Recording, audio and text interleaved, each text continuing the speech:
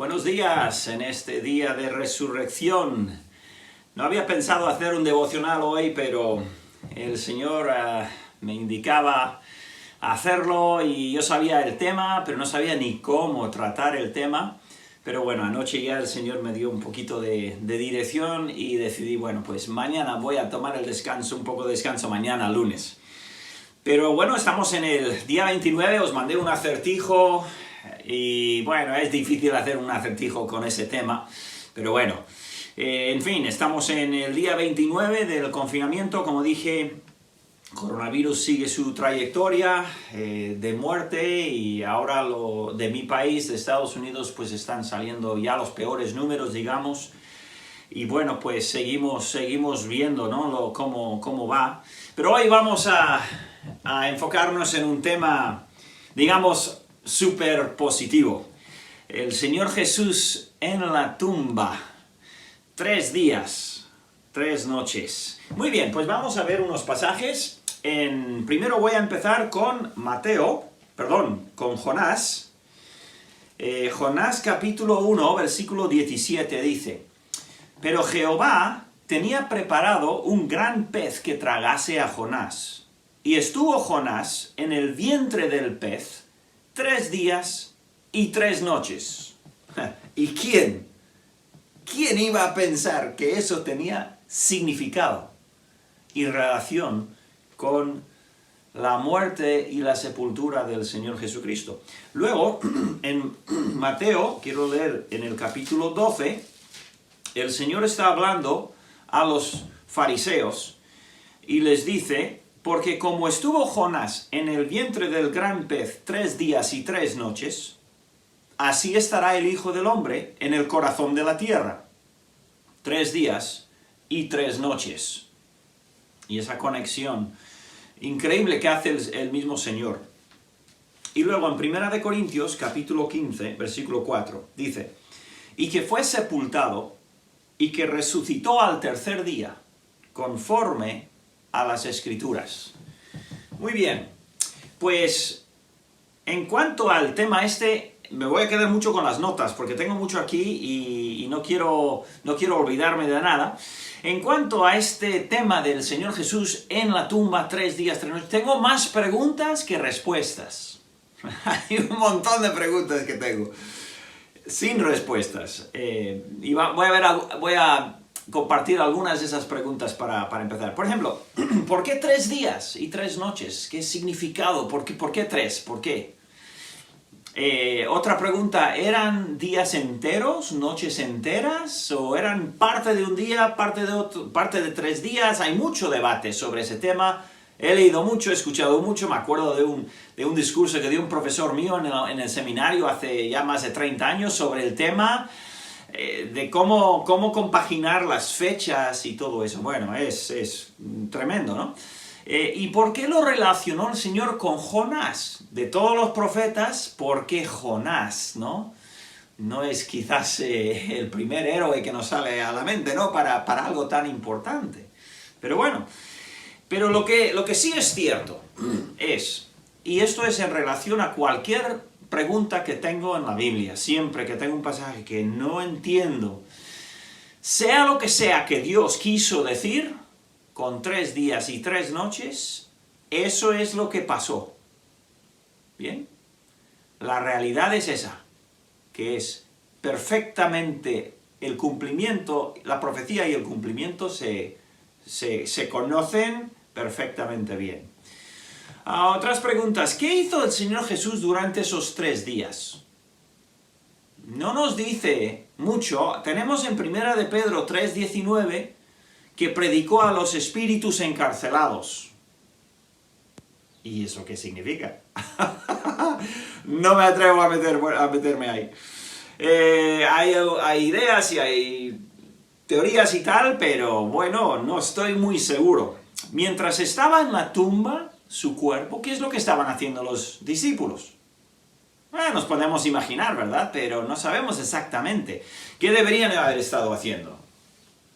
Evidentemente, deberían haber estado esperando el tercer día, ¿no? Pero bueno, luego, en el Antiguo Testamento hay muy pocas referencias a la tumba y a ese tiempo dentro de la tumba. Tenemos el de Jonás, 3 días y 3 noches, esa referencia, y luego en Isaías 53 tenemos el hecho de que iba a ser sepultado entre ricos, y eso, pues sí, algo nos da, detalle nos da, pero no sabemos mucho más. Bien, entonces, lo que quiero hacer es, voy a ir por los 4 evangelios, empezando con Mateo, Marcos, Lucas y Juan, y vamos a ver el tema de la tumba y la escena alrededor de la tumba, y vamos a leerlo, vamos a aprenderlo digamos en orden cronológico, aunque no es cronológico, pero es el orden en que nos llega la Biblia. Entonces vamos primeramente al libro de Mateo. Bueno, no voy a usar la Biblia porque es imposible leer todos los pasajes, os los voy a ir diciendo. Mateo capítulo 27, hacia el final del capítulo nos encontramos con este José de Arimatea. Nos presenta a este personaje, José de Arimatea, que después de coger el cuerpo del Señor Jesús, lo envuelve en una sábana limpia, dice. Y luego lo puso en su propio sepulcro recién labrado, en el sepulcro suyo. Luego nos dice que María Magdalena y la otra María estaban fuera de la tumba viendo lo que estaba haciendo José. ¿Bien? Luego, más adelante en el capítulo, encontramos que los sacerdotes y los fariseos, fíjate, los sacerdotes y los fariseos sabían de los 3 días. ¿Por qué? Porque precisamente en Mateo capítulo 12 y Mateo capítulo 16, a los fariseos directamente Jesús les habla de los 3 días y 3 noches. Y ellos se acuerdan, mejor que los discípulos. ¿Se acuerdan ellos de los 3 días? Entonces, ellos hablan, aquí en Mateo, ellos hablan con Pilato, insisten en que selle la tumba por 3 días, para que no pudiesen venir a robar ni nada de eso, porque ellos recordaban muy bien esa promesa. Bien, luego en el capítulo 28, estamos en Mateo, las 2 Marías van a la tumba. Al llegar a la tumba hay un terremoto fuerte, y dice que fue provocado por el ángel de Dios. Al mover la piedra, pues hizo sacudir la tierra y las mujeres lo sintieron. Parece que los guardas también, porque temblaron, dice, y se quedaron, se quedaron como muertos. Yo me pregunto, ¿y cómo es? ¿De pie? ¿O se cayeron? No sé. El ángel movió la piedra, dice Mateo, movió la piedra y se quedó sentado sobre la piedra, brillando como una estrella. ¡Qué escena! Y luego, más adelante, en el capítulo 28, al final ya, nos habla del soborno o de ese dinero que ofrecieron los sacerdotes y tal a Pilato y a los soldados para que no contasen la verdad. Y eso todo lo tenemos en Mateo. Bien, nos movemos para adelante y vamos a Marcos. En Marcos encontramos que José compró esa sábana, recién comprado, especialmente para el Señor Jesús, para esa ocasión. Luego vemos que llegan las mujeres y se están preguntando cómo vamos a remover esa piedra. Es enorme, no podemos. Llegan, la piedra ya está removida. Y dice que vieron un joven sentado a la derecha en una larga ropa blanca. Bien, y este joven les dice que no teman, que Jesús ha resucitado, y que mira, aquí estaba su cuerpo, aquí es donde estaba. Y que luego dijesen a los discípulos que él estaría en Galilea. Ahora, tenemos a veces un ángel, a veces 2 ángeles, a veces uno... Tenemos en diferentes posiciones, diferentes lugares, evidentemente se movieron según quién llegaba y cuándo llegaban al sepulcro. Recordemos, los 4 evangelios nos dan un retrato más completo, pero no es del todo completo. Tenemos lo que Dios quiso que tuviésemos, ninguno de los evangelios contradice al otro, sino que nos dan diferentes partes, como piezas del puzzle, pero no tenemos todas las piezas. Bien, hemos terminado con Marcos, Mateo y Marcos, y ahora vamos a Lucas. En Lucas, capítulo 23, nos dice que nadie jamás había sido puesto en esa tumba. Sabíamos que era recién labrada, pero lo deja claro, nadie jamás lo había usado. Y que las mujeres trajeron especies aromáticas, que por cierto nunca usaron. Bien, cuando llegan las mujeres, dice que vieron a 2 hombres con vestiduras resplandecientes. Y estos 2 hombres les hacen esta pregunta tan tremenda, ¿no? ¿Por qué buscáis entre los muertos al que vive? No está aquí, pues ha resucitado. Acordaos de lo que os dijo y tal. ¿Bien? Entonces, eso es en Lucas, y luego finalmente dice que las mujeres fueron a donde los discípulos, y que los discípulos pensaban que era una tontería lo que les estaban diciendo, y que no les creyeron. Pero evidentemente se les quedó algo, porque Pedro, dice Lucas, corrió a la tumba y vio los lienzos. Lucas no menciona a Juan, solamente Pedro. Entonces, eso es lo que tenemos de Lucas. Luego llegamos al Evangelio de Juan, el 4. Y aquí, pues, se nos añade bastantes detalles interesantes. Primero, en el 19:39, José de Arimatea, que ya lo hemos conocido desde Mateo, José de Arimatea es acompañado, o llega, me imagino, un amigo, se llama Nicodemo. Y Nicodemo trae una fortuna de un compuesto de mirra y de aloes, y que vale mucho dinero. Entonces, entre los dos, envuelven al Señor con los lienzos. ¿Bien? La tumba, dice Juan, la tumba estaba en una huerta. Muy interesante. Y que esa huerta estaba muy cerca de donde el Señor Jesús había sido crucificado. Y todo eso era muy bueno porque se acercaba el día de la preparación de la Pascua y no tenían mucho tiempo, pero estaban los dos cerca, muy cerca. Bien, muchos de estos detalles son muy importantes a la hora de identificar, si se puede, el lugar donde fue sepultado el Señor. Bien, luego dice Juan, que en el capítulo 20, que Juan es el que llegó primero a la tumba. Salieron Juan y Pedro, Juan era más joven, corría más, llegó a la tumba, se agachó, miró y vio los lienzos puestos en su lugar, pero no entró, no se atrevió a entrar, parece. Llega Pedro, mayor y ahí, ¿no? Suspirando, me imagino, o por lo menos sudando, llega y él sí, él entra ahí como Pedro, ¿no? Y Juan viene detrás a mirar. Entonces entran los dos. Ahora, también Juan nos dice, un poquito más adelante, que María estaba fuera de la tumba llorando.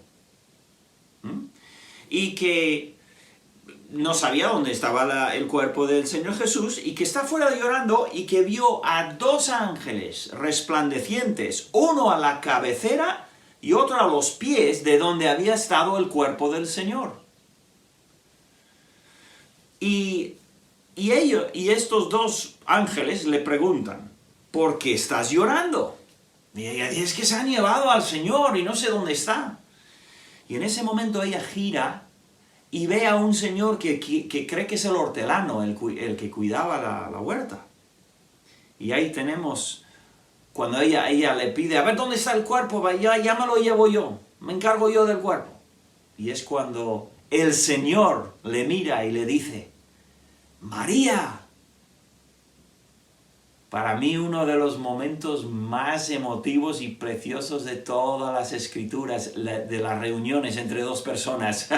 ¡Qué tremendo! ¿Cómo espero el día del Señor, cuando estemos en la presencia del Señor, poder ver esa escena? Ver cómo sucedió, ver la luz en los ojos de María al reconocer con quién estaba hablando, ¿no? Bien, pues con eso terminamos Mateo, Marcos, Lucas y Juan, los pasajes acerca de la tumba. Entonces, para terminar, unas observaciones sobre Jonás, comparación y contraste. Me pareció interesante que la Biblia dice en Jonás que el pez le vomitó a Jonás. Ya no podía aguantar con Jonás dentro del Señor, le dijo, y el Señor le vomitó. Como que no podía retener a Jonás más. Y en Hechos capítulo 2, Pedro en su mensaje nos dice que la muerte no podía retener al Señor Jesús. El vivo, el Señor de la vida, ya no podía aguantar en la muerte más de 3 días y 3 noches y como que expulsó. Y sabemos que era el Señor que reventó esa tumba, ¿no? Y esa muerte y salió vivo para siempre.